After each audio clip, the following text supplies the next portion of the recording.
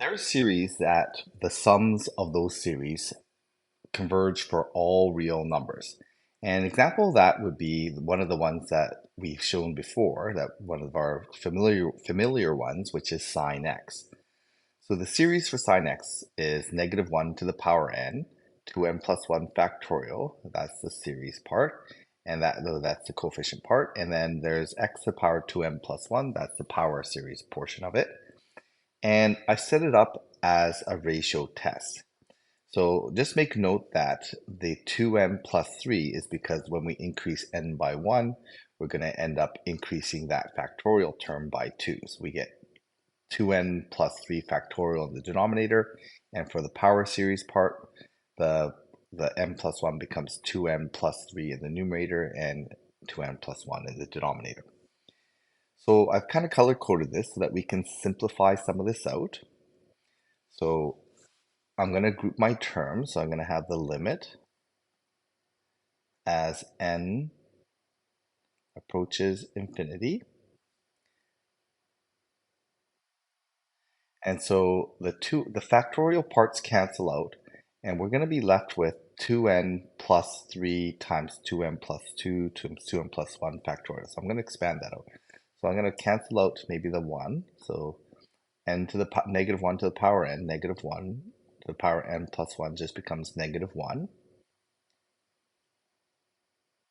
In the numerator, we have 2n plus 1 factorial, and then 2n plus 3 factorial becomes 2n plus 3 times 2n plus 2 times 2n plus 1 factorial. And those factorial terms will cancel out. For the power series portion of it,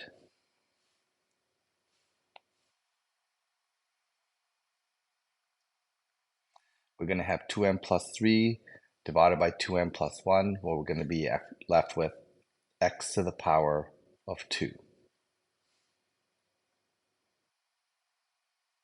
And this is going to be less than 1. So we're going to test the radius for when it's less than 1. So simplifying this again, I'm going to end up with limit as n approaches infinity.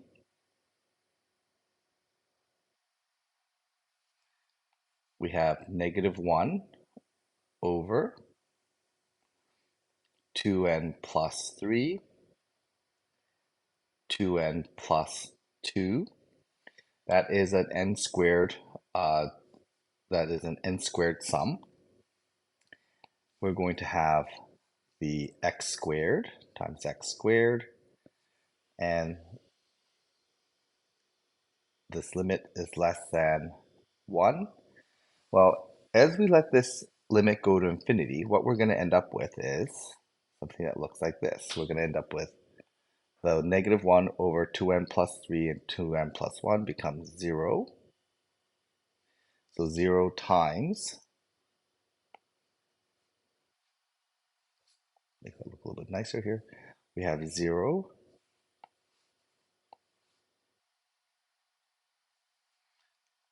times x squared, and that we need that to be less than 1. Well, anything times 0 is going to be 0. So x is a domain of finite numbers. So any number that we choose for x will satisfy this inequality. So that means that for all real numbers of x will satisfy this inequality.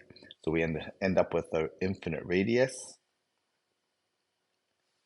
And our domain for this is going to be from negative infinity to infinity is going to be our interval of convergence. And so this one, we have an infinite radius of convergence because all real numbers will satisfy this. So this series is relevant for all real numbers.